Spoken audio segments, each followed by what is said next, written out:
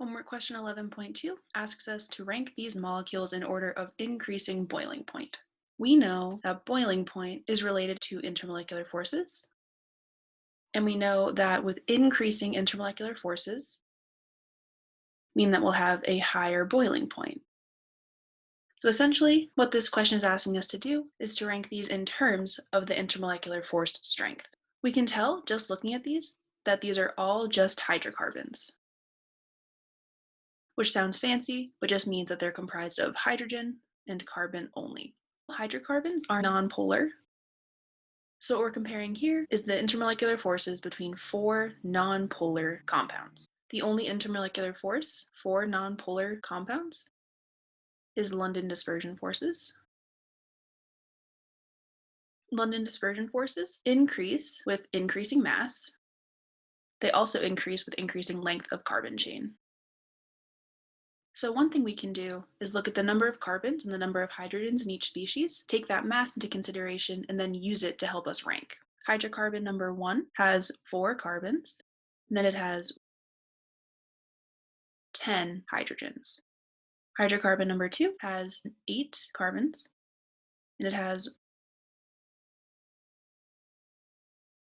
18 hydrogens. Hydrocarbon number 3 is just methane. It has 1 carbon and 4 hydrogens. Hydrocarbon number 4, our last one, has 8 carbons and then 18 hydrogens.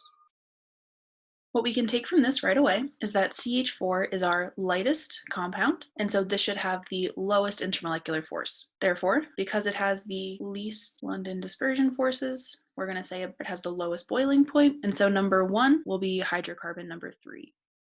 Next, we see this species right here, hydrocarbon number 1, is the next lightest. It only has 4 carbons and 10 hydrogens, so this will have the second lowest boiling point.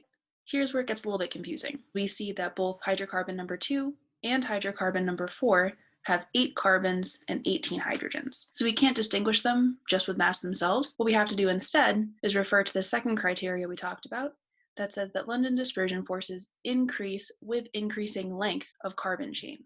So here, the longest carbon chain we see, 4 carbons, and then we have branching off methyl groups on the second and third carbon position. Hydrocarbon number 4, though, we have an 8 carbon long chain. London dispersion forces increase the length of the carbon chain. This one is longer and therefore should have the most London dispersion forces.